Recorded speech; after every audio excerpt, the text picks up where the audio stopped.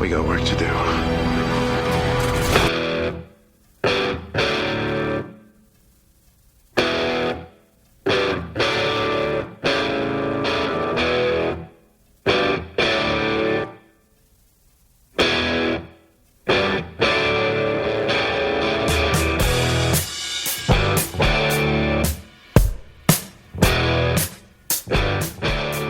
Welcome to Highway to Hell, a supernatural podcast. I'm Kristen. And I'm Christine. And this week, we're discussing Season 5, Episode 14, My Bloody Valentine. Which is an apt episode number for Valentine, right? Cute. I didn't even think about that. Yeah, it's like the stars aligned for this season. And this episode was a lot less fluffy than I thought it was going to be. It had a lot more substance than I expected. No, yeah. I was, looking at the title, I was like, oh, okay, I think I know what this one's about. And starting it, I was like, oh, okay, this is going to be a nonsense episode, not really anything special. No, dude, we get another 4 horsemen of the apocalypse. It's crazy.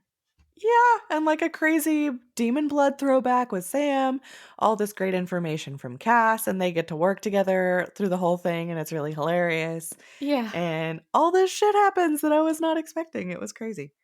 Yeah. And well, if you guys don't remember all this crazy shit that happens, this is the IMDb description. A couple of days before Valentine's Day, 2 Valentines devour each other. On the next day, 2 lovers commit suicide. Dean and Sam investigate the murders and summon Castiel to help them. Cass tells that the responsible is a Cupid that has gone nuts. The angel brings the Cupid and they conclude that he is innocent. When Sam feels hunger for demon blood, they discover that the local population has been attacked by Famine, one of the 4 horsemen of the apocalypse. It's pretty lengthy. Yeah, wow. It's more of a summary. Well, we don't need to describe the episode anymore. I guess that's our episode. Yeah. That's it, folks. We're done here. We'll see you on the road highway to hell. Yeah. Whatever what we say. the fuck do we say? Yeah. Dude, another moment. All right, totally forget. Yeah, that pretty much did the work for us. But yeah, that's everything that happens, and it's a lot, and not what I expected. No. So it was cool. I liked it. Well, and but it was also really disgusting. And then we went out for lunch after I watched it, and I was literally about to start like eating, and like I had taken like 2 bites, and John was like, "Hey, so that episode of Supernatural was pretty gross, huh?" And I was like, "Why would you bring that up while I'm eating?" Well, I'm eating red meat or beet juice. Yeah, what the fuck? Like eggs Benedict, it's all saucy and like ridiculous. Like what? No. Yeah, I was hoping you were talk to eating me about something that right now. very red. Yeah, it was very gory, which I really enjoyed. It was lots of fun in that first scene. Glad because I literally gagged. Like they started eating each other and she pulled that bit out of her teeth and I was like, ugh. Like literally physical reaction gag, had to turn away and stop watching. Yeah, it was pretty good. It was and lots of corner scenes as well. So yeah, they were really trying to gross us out. So funny. And it's funny because the title of the episode, My Bloody Valentine, refers to the remake. The movie My Bloody Valentine, which is a horror movie that happened. I think it came out in like the 80s, but Jensen actually starred in the remake in 2009. And it was a 3D remake, which if you're wondering if there is a scene where a girl runs around naked with very large breasts and straight into the camera, there is. Oh, excellent. That's what I was hoping. Of course there is. So, I've seen it. It's not the greatest horror movie, like on a scale of like, or rather, would I want to watch My Bloody Valentine or House of Wax? I think I would choose House of Wax. Oh yeah. It was really good. But Jensen's like the main guy in that movie, and so it's funny seeing him in a different role. So if you want to see more Jensen, I would highly recommend just watching it for that. But they do make homage to the movie when Dean offers Sam the heart in the box because the killer leaves a human heart in the box of chocolate. Ugh. Yeah. So Gross. literally, here's my heart. Here's my heart to Ugh. you. um, but this episode was directed by Mike Roll, who last directed The Monster at the End of this book. And it was written by Ben Edlund. So, some other facts about this episode is that James Otis stars as Famine, and his most notable other role was on Star Trek Deep Space Nine. That's the only thing that was like, oh, this might be a big thing Interesting. that he did. And Lex Medlin was Cupid. I didn't recognize him, but he's done lots of TV shows. I Okay. think He his seemed biggest kind of familiar roles. to me, but I couldn't pinpoint anything. Yeah, he seems like the type of actor that like comes out on everything as like some silly guy because he Mm-hmm. was very silly. I really enjoyed him. It's pretty Very funny. touchy feely. Um, So happy and innocent. yeah. But his biggest roles were on Southland and Drop Dead Diva, which I have not seen either one of those, but he had multiple episodes on Hmm. both of those. Um, but that's pretty much all I had about this specific episode. I don't think we had any music. We didn't. That's true. Yeah, I think it was all score. So Mhm. let's get into the episode. Cool. First, we have a recap, and we see that we've already encountered one of the four horsemen, and that was War. Although they took War down pretty easily. They just had to cut off his finger. Um, and we also get the sense that Sam's demon blood addiction is going to come back, or they're going to talk about it again because War brings up that demon blood addiction in that last Yeah. episode. I was surprised by that. I was like, what's gonna happen with that? I was hoping we were kind of done with it. It wouldn't come back to haunt him. Yeah. Well, Not that and was not true. That ended up being no, and wishful thinking. what I was gonna say is like last episode I had made mention that I had stated on the podcast, hey, we're never gonna see Anna again. Blah blah blah. And then once again, this is another reason why I'm like never gonna make claims ever again because hey, Here I we got it are. all wrong. Yeah. So we open up the episode to a couple who has just gotten back from their very first date on Valentine's Day. And why she And wore that hat on her first date, I do not know. I feel It's like not it was cute. very 2010 though. I feel like hats like that were very cool. Hats in general were very cool in 2010. True. Like nowadays I feel like we don't have lots of hat wear. Am No, I they were wrong about I that? think you're right. They were cool from like 1995 to like 2003 or 4. Yeah, which this is about 6 years after that, so maybe she really is not cool with the times. I feel like it's not cool. It's It's definitely not just not cool. cool. That's for sure. Regardless of the year it is, it's not cool. No, no, it's not. Um, but she seems hesitant to let him up since it's their first date, but she's kind of like, "Okay, but really don't judge me because I never do this." She says something like that. And so they do go up and they just start like making out like quite a lot. I mean, they're getting like really Mm. steamy, real Yeah, hot and into it. heavy. very hot and heavy. And I did enjoy one thing he says, which is, I respect the crap out of you right now, That was to really kind of funny. make her feel better. But then all of a sudden she bites him. She bites into his neck, and he's fine with it, and they just start literally eating each other. Um Ugh.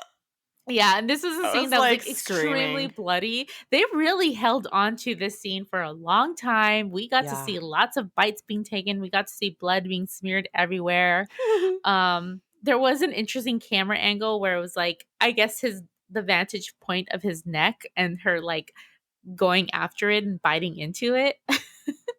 Hmm. um but it ended with them just like dropping to the floor, just still eating each other and blood spraying everywhere. Yeah. So after the credit scene, we see Sam questioning the victim's sister, who apparently found the bodies. I assumed it was a sister. I'm making that up. Maybe it's a roommate. Um, Yeah, I couldn't tell. I don't recall if they like placed her or whatever. It may have been a roommate. I don't know. yeah. And that individual, whoever she is, said that apparently Alice was a virgin, and she even had a promise ring. So this was like not just weird that they ate each other, but it was just odd that she was having sex on the first date. It was just kind of out of character for her, only because she had made that promise. She had that conviction, she really, that was Hmm. important to her. So we see Sam reporting back to Dean. He's like, there's no EMF, so it's not ghost possession, it's not demon possession. It's just very odd. And Dean was apparently at the coroner's office checking out the bodies and had found that their stomachs were completely full of each other. I Yeah. can't. I cannot deal. And it just like It really really does. paints It the makes me so picture. gaggy. Ugh. Oh yeah. Because it means that they were like literally eating each other, like continuing to eat each other. And that sister slash roommate, whoever she was, even said that when she found the bodies, that he was still chewing. Like he was Oh, still moving his mouth, Jesus Christ! which is so gross. I can't. Um, so Sam kind of casually makes a comment that Dean better get going to unleash the Kraken, he says, because apparently he usually goes to bars on Valentine's Day to find lonely women. But for some reason, Dean this year is not really into it. He's just kind of like, yeah, no, I'm not really interested in doing that this year. It's kind of a different year. Which is Um, unusual. it's very unusual, and it was interesting because we've kind of gotten hints that Dean is dealing with something, but he hasn't really come out and like said what he's dealing with. Um, and so it's just kind of like, what's going on with Dean here? Yeah, something's up. Um, yeah, he's definitely going through something. So, the next scene, we see two guys at work when this one of the guys, his name is Jim, his new lady shows up hysterically crying.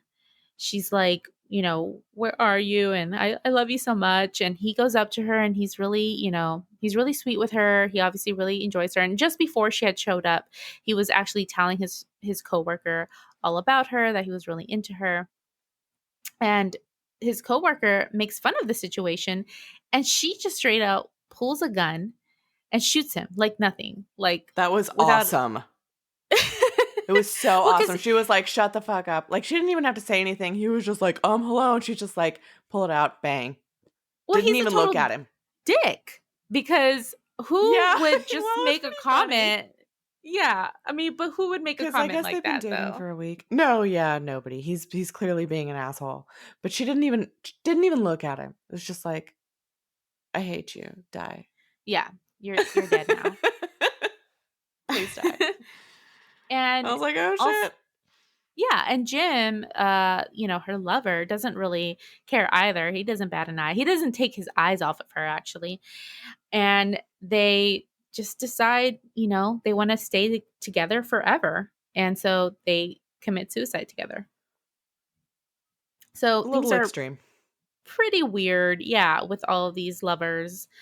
Um, and so Sam and Dean go to the hospital to check out this new crime, and they pass some man with a suit and a briefcase in the hall, which was a really odd scene. I don't know what you thought in that moment, Christine, because it's just some, Yeah. well, I mean, I wouldn't say normal looking guy. He definitely looks like a Men in Black, you know, Yeah. type of figure. Honestly, I thought he was a Reaper.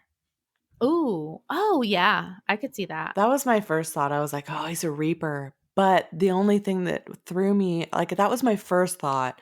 But then there was the sound that came that was like a heart pounding that Mm-hmm. played whenever Sam saw him, and that Yeah. made me like, "Wait, so he's like in tune with him. Is it a demon?" So I actually guessed Oh, that in the first scene because of that. you were on it, yeah. Cause he kind of looks at him like he recognizes him, or he's um like he had had a dream about him, almost like the way he's looking at him is like, Where do I know him from?" Kind Right. of almost that look. Um but yeah, he was definitely feeling something towards him. So he kind of freaks out, and Dean notices and asks him, "Hey, what's going on?" But he doesn't say anything. Um, and so they get to the coroner's office, and the coroner leaves them alone to look at the remains, which was surprising. Um, and he's like, even like, "Oh yeah, just lock up whenever you're done," which is just so. Who is this coroner? Like, I it's don't know, just but I liked him a lot. yeah, I mean, he's even like drinking on the job. We later see, Yeah. I guess, because he's so freaked out with all of this, what's going on.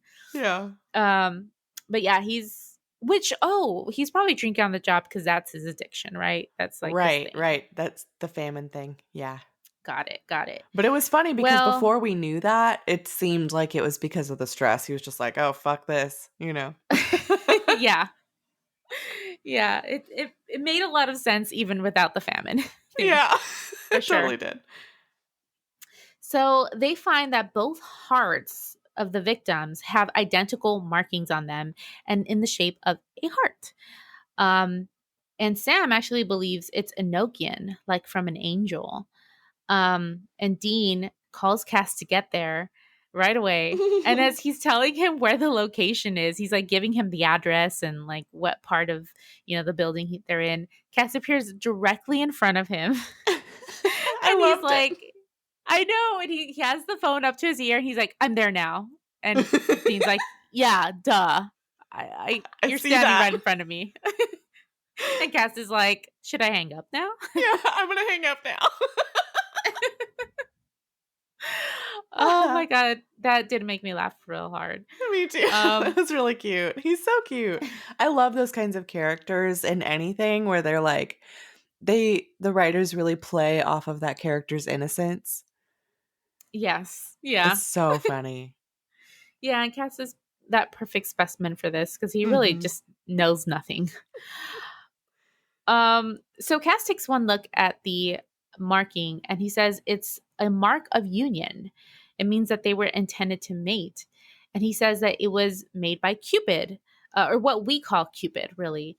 But it's a third class angel. So the three of them go to a fancy restaurant since it's the natural place for humans to quote unquote pollinate. Um, and we see a wind blow through the restaurant, and a couple who had been looking bored on their date suddenly start making out. So they're like, "Oh yeah, he's totally here." Mhm. Um, but there's also this really odd occurrence where one, they're at a fancy restaurant, and Dean orders a burger, and Sam orders a salad is a natural thing to, I think, order in a restaurant. But a Mhm. burger, Dean, a burger, you're in a fancy Yeah, ass restaurant. Like, at least order a come on. steak or something like that. Yeah. But he orders this burger and doesn't feel hungry. Like, he looks at it, he's about to bite into it, and he's just like, "Nah, I'm not. Yeah, I'm not feeling this." And so that happens, and then Cass asks for the burger. He's like, "You're not gonna finish that?" And he just grabs it. Yeah. And like Sam kind of looks over at him like, "Well, like what the fuck?" Like, because he's never eaten anything before. Yeah, he doesn't eat. So that's already So weird. So weird thing very number weird. 1, Dean doesn't eat it. Weird thing number 2, Cass does eat it. What is Hmm. happening here? Yeah. Something is definitely happening. Um, and that's our clue. Well, they appear, I don't know where exactly they go, if it's in like the back of the restaurant or they go to another warehouse, all the warehouses that are there. Mhm. And Cass actually invokes Cupid and he appears super, happy and very excited to see them. He's a little chubby and then And totally naked. naked. Yeah. Yeah, Dean Completely butt naked. gives a lot of like weird glances at his dick basically. Just like what's going on He's here? so uncomfortable. It's funny. Well, and Oh, then he's more uncomfortable cuz he goes around hugging everyone. yeah. And I don't know if you have the quote, but like, what does he say? Dean's like, what is this? What is he doing? And Cass is like, this is his handshake. And he was like, I don't like it. And Cass goes, nobody likes it. Yeah, exactly. And it's weird cuz at first he's like, "Is this a fight? Are we in a fight? Like why are you hugging? This is so weird." That's great. And Cass tells Cupid, "Hey, all these couples that you're, doing your magic dust on, they're killing each other."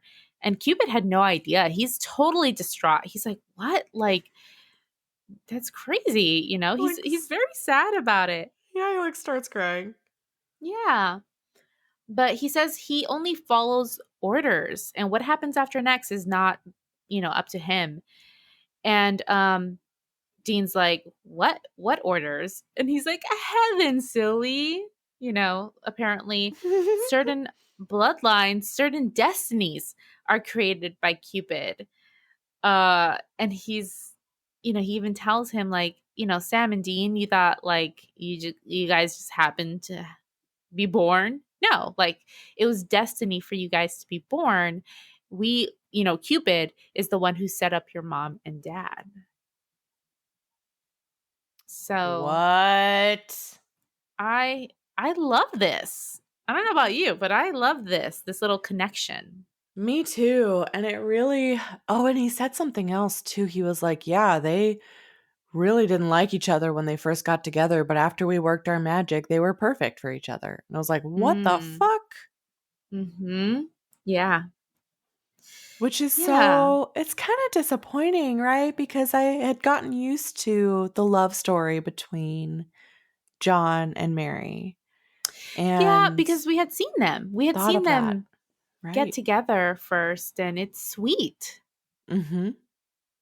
Yeah, Um and they did really love each other. And so you just thought that that was natural, but it doesn't really seem natural if it's set up like that.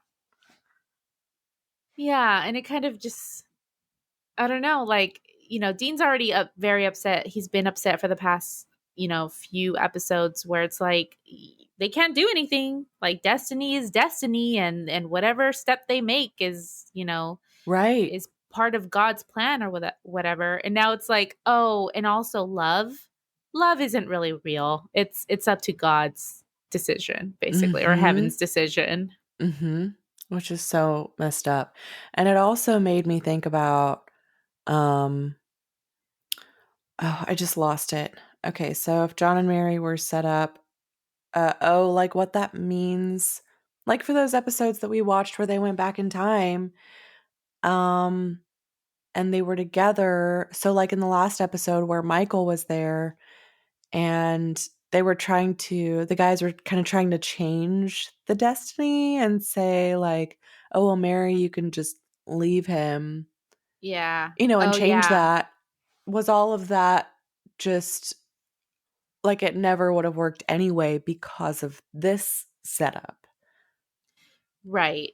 Like they couldn't have stopped it basically. Right. Yeah. There for was sure. never any hope for that because of this arrangement. Yeah, I really appreciated this fact of Cupid and the workings of heaven essentially, and how they interplay with these bloodlines, because we had just learned in the last episode about Sam and Dean being descendants of Cain and Abel.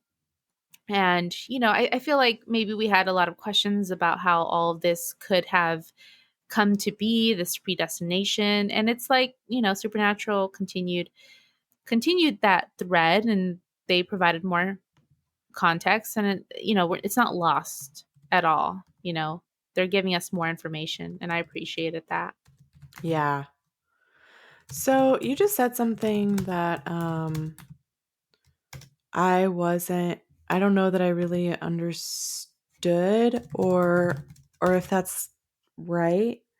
So Mhm.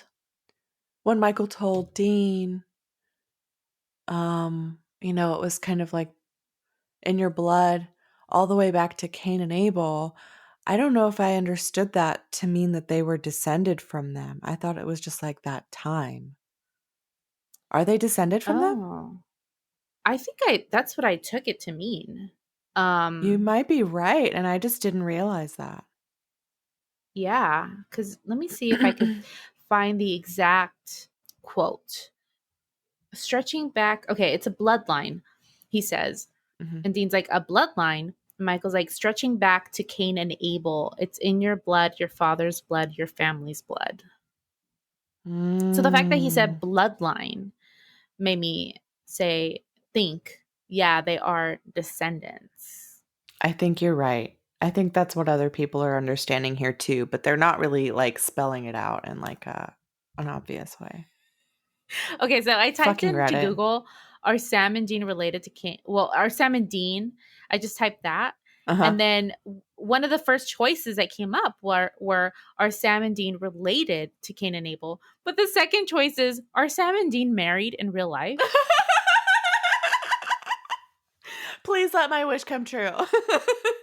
Tell me they're married. But I wonder if like what they mean are like are married individually, but it But sounds like not are to they each married to each other. other? Yeah. That's exactly how I understood it. Let me read the rest of this list. I love Are that. are Sam and Dean Winchester real? Are Sam and Dean Christian? Are Oh, Sam and Dean soulmates? nice. Are Sam and Dean brothers in real life? Aw, That's almost. cute. Brothers from another mother, maybe. Right. Um, so yeah, so that, Okay. That clears it up for me. Wow. yeah, That's fucking cool. yeah, totally. Well, and that's kind of like what you had kind of said in what your prophecies, that was made true, right? So it was Mhm. they were part of an ancient bloodline. Mhm. um and so yeah, they Yeah, are and I guess I descendants. had like, since it didn't really click for me, what I was assuming was like, oh, it was an ancient bloodline that descended from like somebody else, like but back to the time of Cain and Abel. But it makes more sense really just story-wise and like the whole like how the brothers thing aligns Hmm. for it to be connected that way. I get it now. Yeah. Crazy man.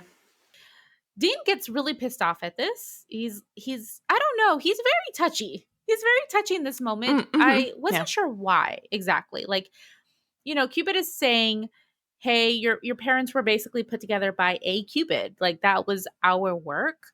Mm-hmm. And Dean gets so pissed off at that he decides to punch Cupid, which is just stupid because he's punched an angel before and he knows how it feels, Yeah, it right? doesn't go well.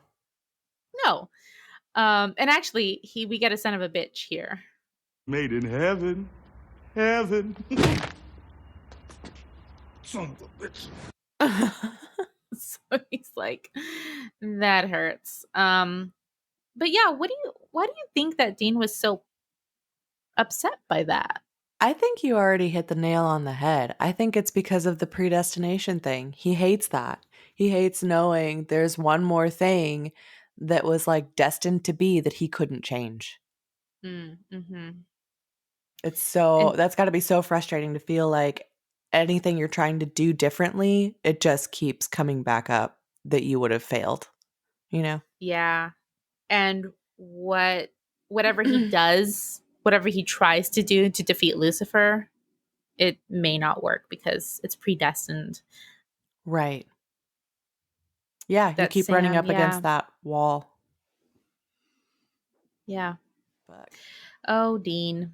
Well, after punching Cupid, he's like, I'm out of here. He gets scared off. Even though he's more powerful, he gets yeah. scared off and he disappears. And Sam asks Dean if they're going to discuss what's been up with him.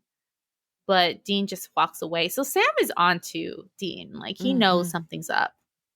Yeah. But Dean does not want to talk about it. So we next see Sam visiting the coroner's office again, where a man who had gastric bypass surgery has killed himself by going on a Twinkie binge. And there's like this large ball like protruding from his stomach that we can assume is just his stomach full of thousands of Twinkies or hundreds of Twinkies, however much. Ugh.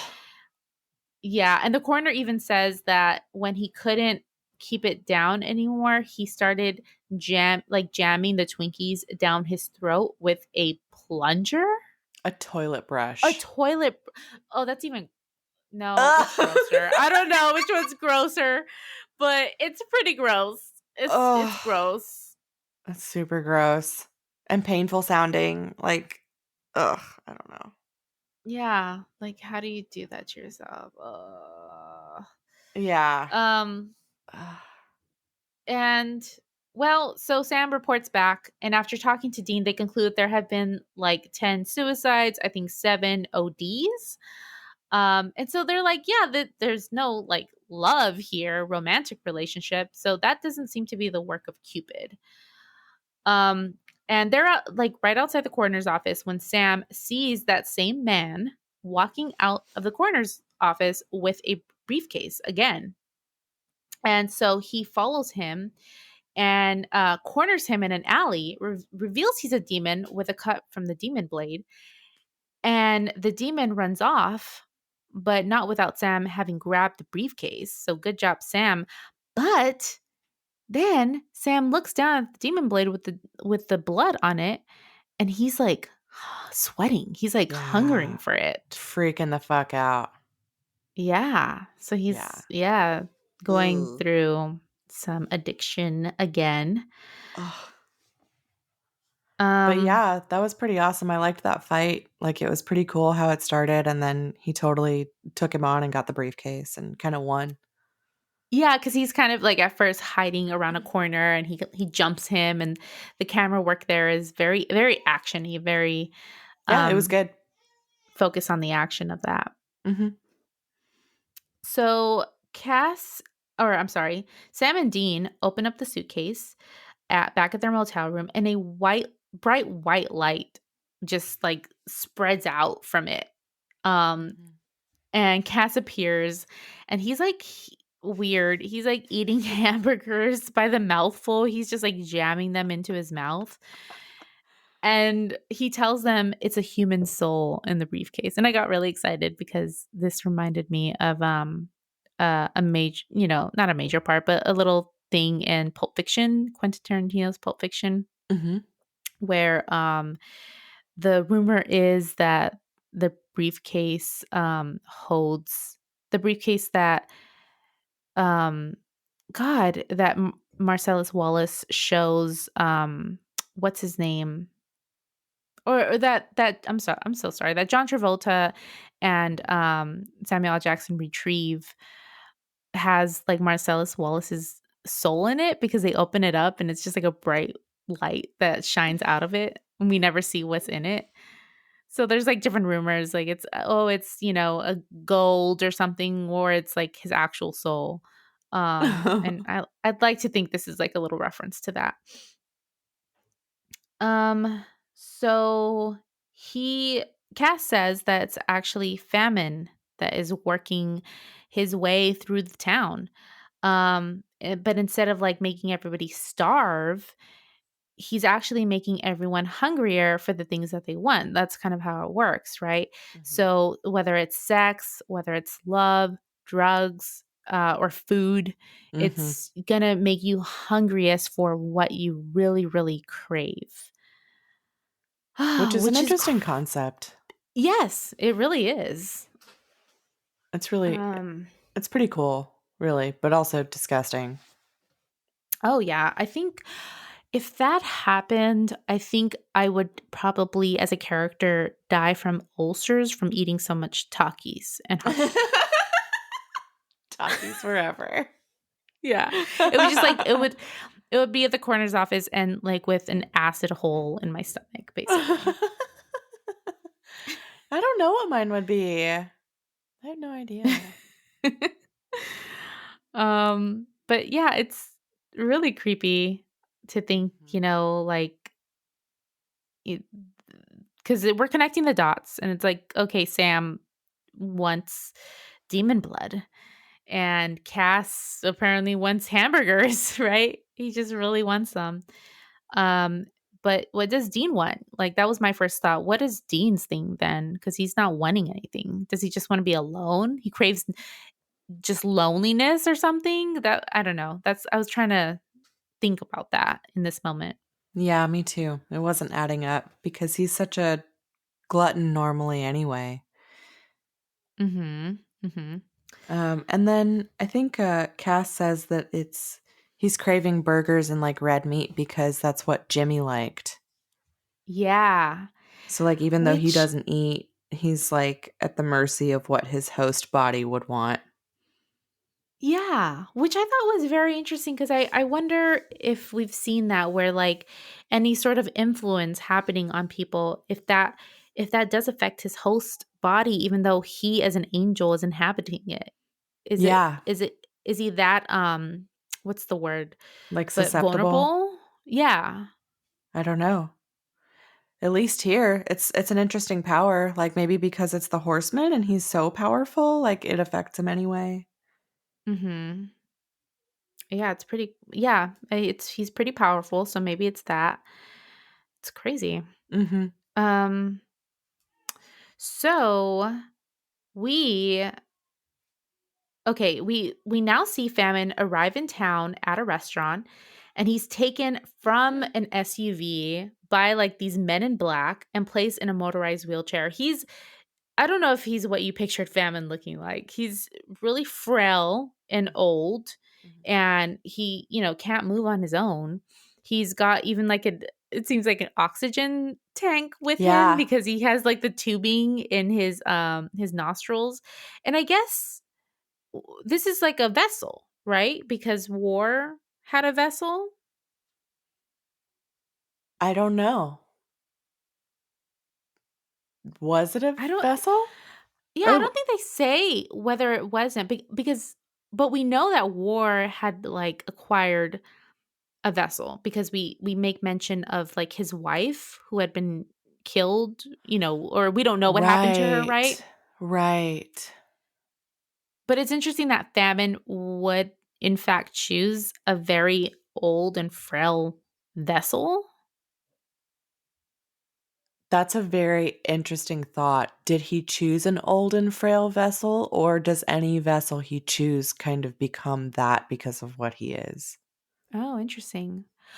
Or just to mix it up, Hmm. is it possible that he, as famine is so weak that he's unable to choose a healthier vessel? Like he has to have a vessel that would be like Like he's appropriately not weak or able, something. like he's not able to actually take control of a vessel of someone who is like very healthy and Hmm. strong. I wonder. He's not able to take over. Uh I don't huh. know. I don't either. I have to say I really liked this character, even though it was a generally disgusting episode and concept. The character itself, like I felt like we got a lot more of this horseman and talking and like getting to know it than we did for War. Like I don't know, like Yeah. War wasn't as cool as I wanted it to be. Yeah. Because also, Even though it like, had the a sweet car. war, I think it was the fact that the war was in a small town. You know, it's like, that's, Lame.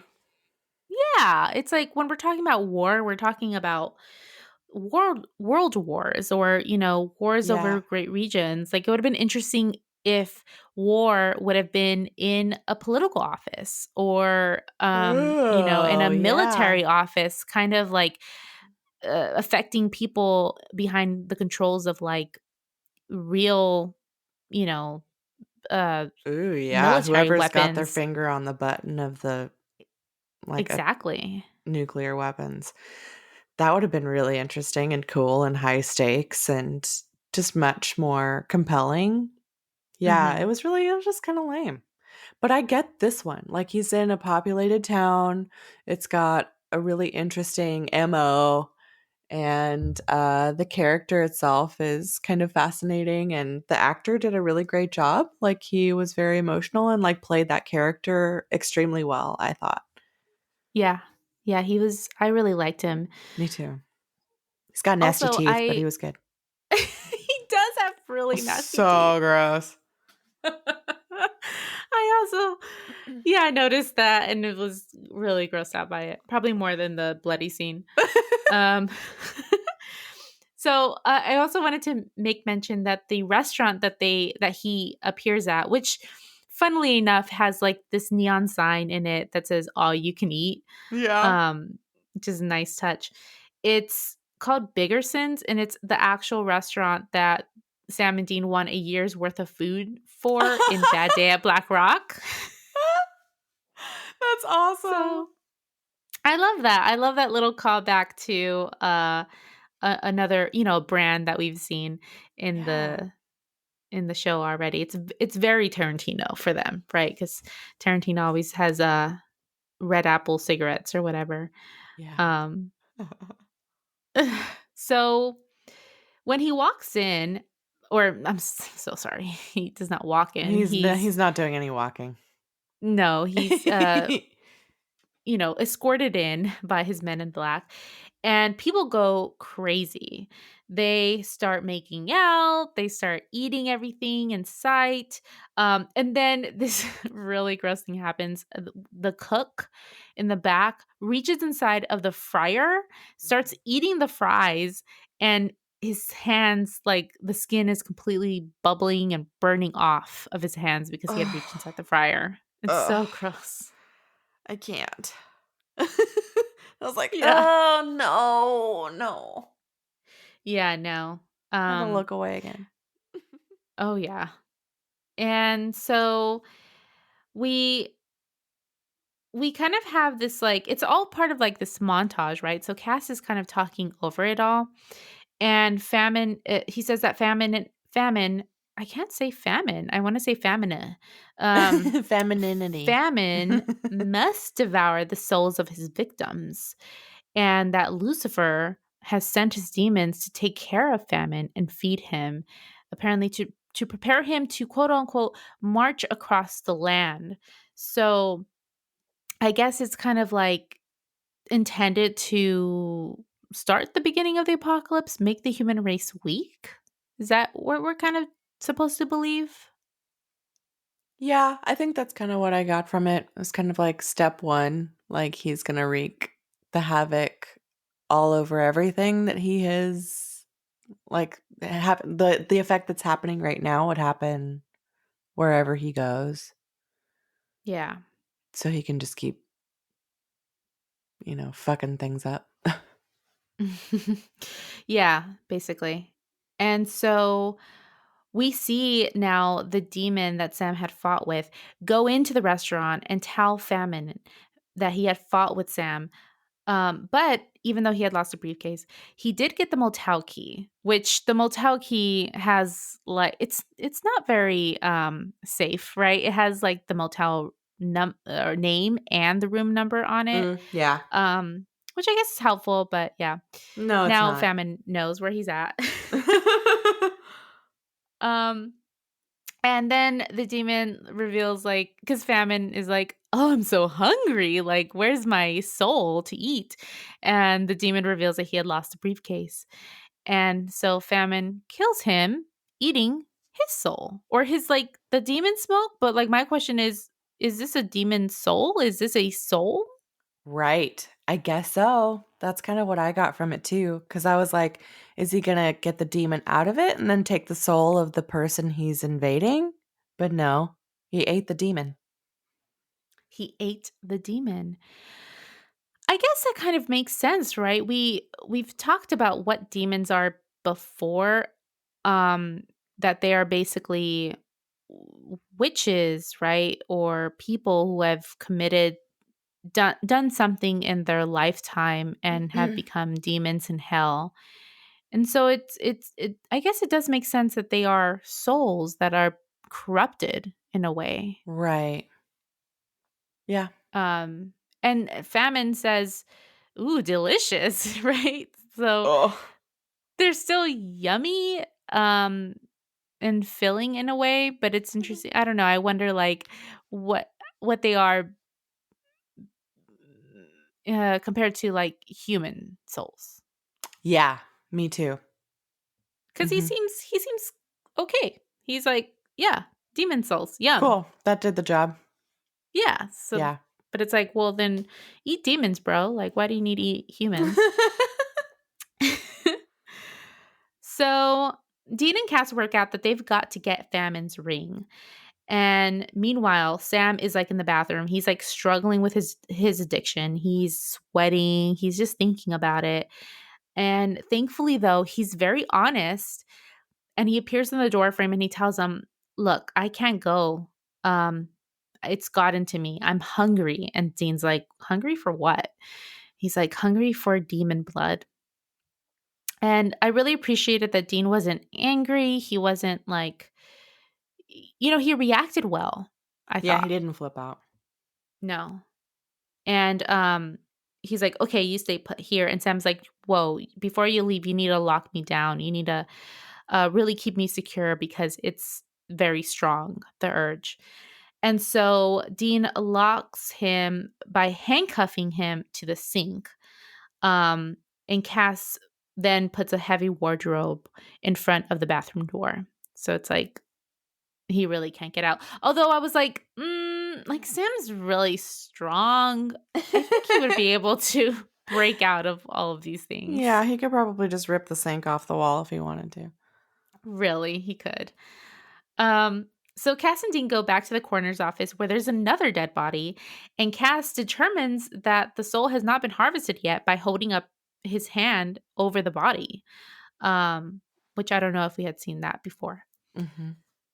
So they decide to stake out the place from the car, and Cass mentions, while he's eating very, very, very hungrily, Just constantly. Cass, oh, just constantly, yeah.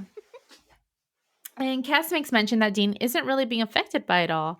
And Dean's like, yeah, I think it's because if he wants sex, he gets it. If he wants to eat, he does so. If he wants to drink, he does it. Like, he's just well fed. He's not He doesn't deny himself the things he wants. right, which I Mm-hmm. love. I love that about Mm-hmm. Dean, or that we learned that about him, Yeah, that's because interesting. we've definitely seen it. So it makes sense.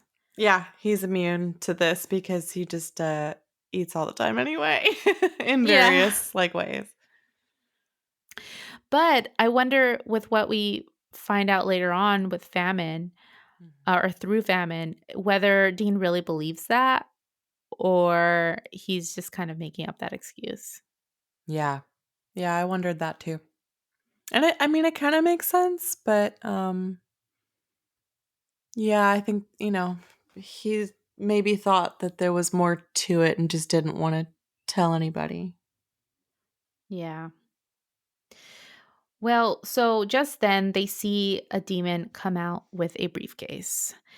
And meanwhile, demons show up at the motel to get Sam, No. but Yeah, I know.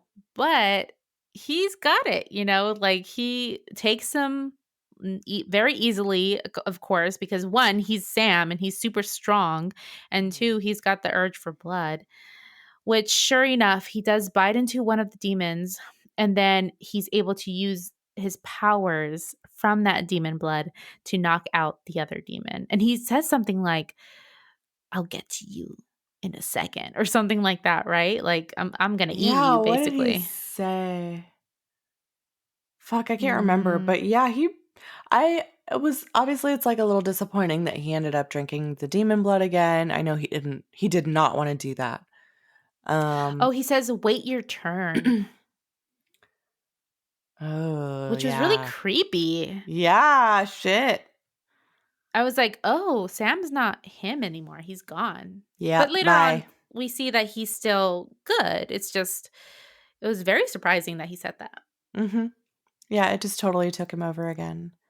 Um but yeah, he took care of them pretty handily. Hmm. And so Cass and Dean arrive at the restaurant after following the demon. And Cass goes into the restaurant first on his own to go after Famine. He's supposed to just take the demon blade and like cut off his ring finger, he says. But Dean doesn't seem to trust him at all because he's like, this is taking way too long. Like after a second of waiting, because he follows him immediately. And, for good reason, because when he goes in to the restaurant, he finds Cass eating raw red meat from a container, Oh, disgusting. just stuffing it into his face. I was really hoping that on Supernatural Wiki they would say like what it is he's actually eating because I was so Right. curious. But they didn't list that information. Damn it. Yeah, I was wondering that I too, but know. it looked like ground beef. It looks real. It really did. Yeah. So nasty. So gross. So he's totally incapacitated that way. He's just focusing on the red meat. And then two men in black demons get Dean, and then they bring him to Famine, who appears there. And Dean's like, he's joking around, of course, the usual Dean way. And he's like, hunger, doesn't really seem to be coming for him. He's not really dealing with that.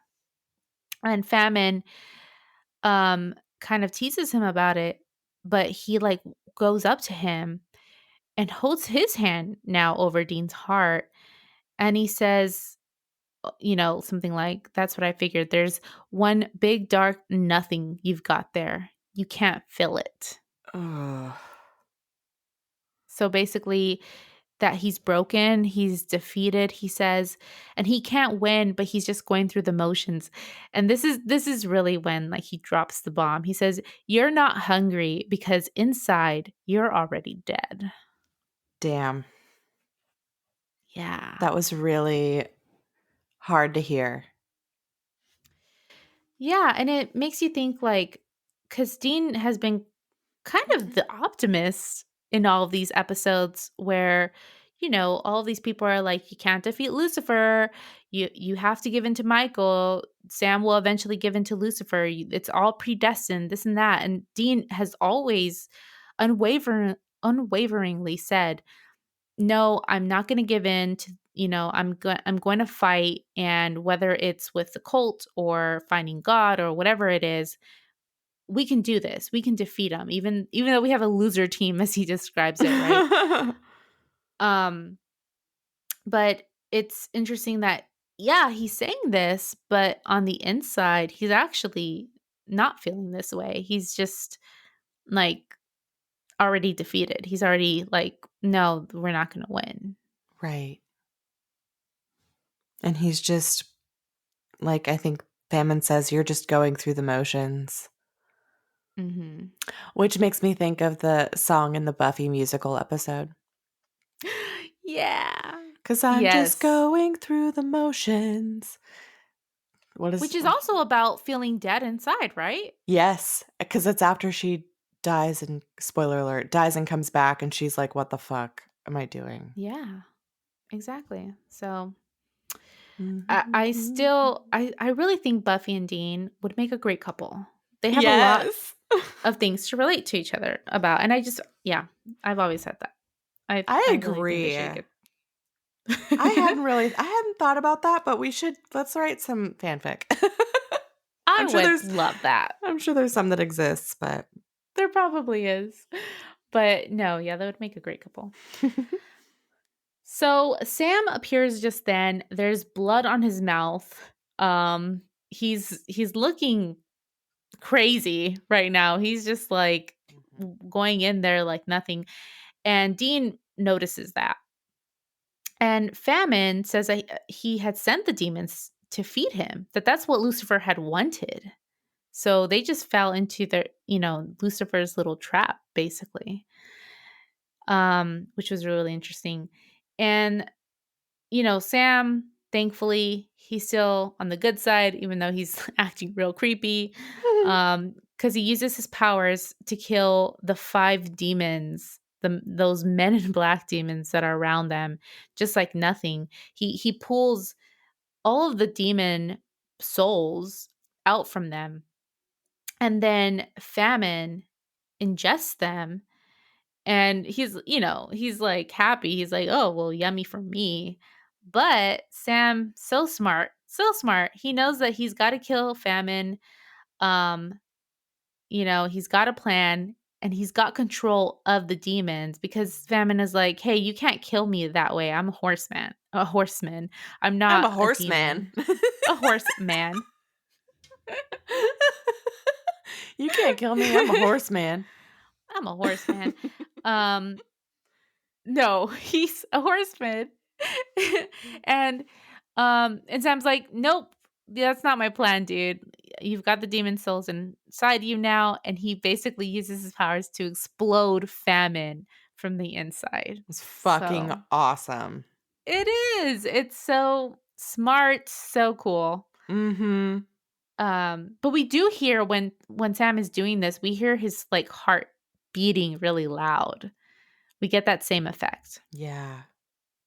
And Dean's just looking at Sam like, what the fuck? What the hell just happened? Yep. But it was pretty awesome. It was, yeah. So the next scene, I think we're back at Bobby's. We don't really have an establishing shot. We just see the basement and the door to the panic room closed. Yeah. And then what made me like, okay, yeah, we are at Bobby's, is that later when Dean steps outside, he's like in the junkyard. But we don't get to see Bobby this time around. But Sam is locked up. He's going through detox, and he's screaming and yelling inside the panic room. And Cass and Dean are standing outside of it. Dean's just listening, and Cass is trying to tell him, look, this isn't your brother. Everything's going to be fine. He just needs to detox from this, and he's going to be fine. Mm-hmm. And it seems at first as if Dean can't stand hearing him like that. And, maybe he really can't. Yeah. But he goes outside. That's what I thought too. But outside is when he starts crying. Like, we get some watery eyes in this moment. And he looks up at the sky, and he has like tears in his eyes, and he just prays, like, please, I need some help, he says. Mm-hmm.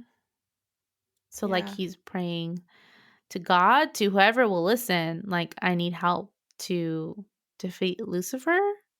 Or I don't know. is he It was saying, really interesting because, like, it was so open-ended. It's like, what is Yeah. he praying for? Like, he says he needs some help, but does he just mean, like, because I'm so lost and I am, like, dead inside? Like, I just need, yeah. I need something. Yeah, what is it that he's really praying for? So sad. It really got me. I was almost, like, teary. Because we haven't Yeah. it was a long scene too. They really kind of dragged it out, and we haven't had anything like that in a long time with either of the boys. With them, like, it was just a new type of scene. I feel like for Dean, we haven't seen that in a long time, to really like give some time to acknowledge like what's going on with him and like how he's feeling. Yeah, no. It was like he really was getting in touch with that and like having a moment, and we were given that time to experience that with him. Mm-hmm. It was very sad. Yeah, I guess because he usually just covers it up, right? Totally. By drinking, by eating, by having sex. And it's funny that even though he definitely had the opportunity to do all of that, he didn't in this episode. And that's when he's really feeling his emotions. Mm-hmm. Yeah. Um, this was a very heavy episode for what we both thought was just going to be kind of a chill episode, nothing really crazy going on. Yeah. Surprise. Yeah, it really got heavy there. But I I enjoyed this episode actually a lot. I like you, I think Yeah. mentioned I liked it a lot more than War, right? I liked the Horsemen a lot more than War. Mm-hmm. I think it Me worked too. better. Um although again, he's defeated in one episode. It's not a big deal. Right. Um But it was like, I think that was maybe another part of why I didn't like the war one as much, because it was so easy for them to kill him, and it was harder in this one. Like it would have been harder, and Sam was able to like kind of conquer his own haha demon and defeat Famine, and so it made it more interesting and like believable, I guess, or like just cooler. mhm. It was like a better battle. Yeah, because Sam had to actually use his demon powers to kill him, Yeah, you know? totally. Also, I forgot something earlier. This is kind of like off subject of like the general feelings about the episode, but I meant to mention earlier, it was kind of funny because in one of the scenes where Sam and Dean show up at the coroner's office and Dean is introducing both of them, he's like, he had already introduced himself as Agent Marley. And so the coroner's like, oh, Marley, you're back. And then Dean introduced Sam as Agent Cliff. And I was very proud of myself because I guessed that he was like the aliases that he was using were Bob Marley and Jimmy Cliff. So there you go. I'm not really sure why they decided to go with like reggae and like Jamaican Yeah, musicians for that one, but they did. yeah, that's kind of outside of Dean's usual scope Yeah. of music. Mm-hmm. Yeah, I know.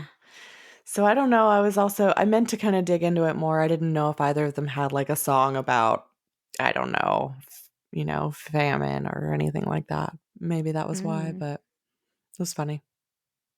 yeah. Um, Also, I had another aside because I am looking at the Supernatural Wiki page, and the still on that page for this episode has Sam and Dean and Cass talking to Cupid. I think I saw that And picture. well, and in the picture, Cupid is we see his whole body and he's wearing like tidy whities. Yeah, undies. So did we see him wearing undies in the episode? No, I don't think so. I think, Or did they cut it in a way where it seems as if he was naked? yeah, that's what I think. And that's what he was wearing while they were filming the scene. That seemed like a behind the scenes picture that was taken, but it's used on the episode page, so I'm not really sure why. Yeah. I wonder if like originally he was shot there were more shots like Mhm. that and then they were like, "Oh, we can edit this in a way where it seems as if he's actually naked and that's funnier." Yeah, I wonder. Yeah. So, I like that. I like naked Oh, version because it's totally. just so gross. And we've seen like, paintings of these angels, right? Totally naked. So, I like that Hilarious. version. Um, so, well, we're at the end of Yeah. the episode. What do you think about the ranking? Man, I don't know. I really enjoyed it. I did like it a lot, even though it grossed me out and like made me literally gag. Um Yeah. Yeah, it wasn't where did we put I mean, I like it a lot more than the war episode. That was the what was that one no. called? What was it called? You took the question right out of my mouth. Dang it.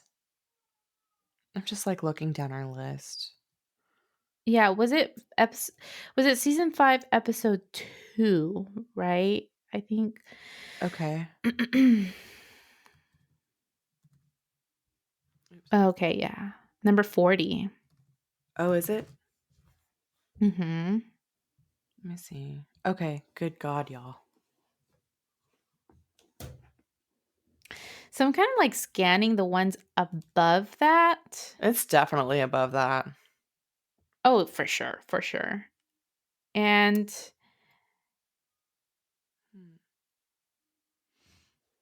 I don't know. Okay, so like my eyes went up to like sex and violence, which I feel like is kind of a similar episode, and I don't know. I feel like this episode is more important, right, than sex and violence. Yeah, and I So I liked it do see better. it. I liked it better as well. And then we've got it's the Great Pumpkin Sam Winchester, which I don't really like as much as this one. I also agree with that. But then we've got In the Beginning, which I feel like that one is more important than this one. Yeah, maybe we need to re-rank It's the Great Pumpkin at some point and Sex Like and that one should be Violence. way lower. Yeah. Because even all the Yeah. other, like some of the other ones below that, like After School Special,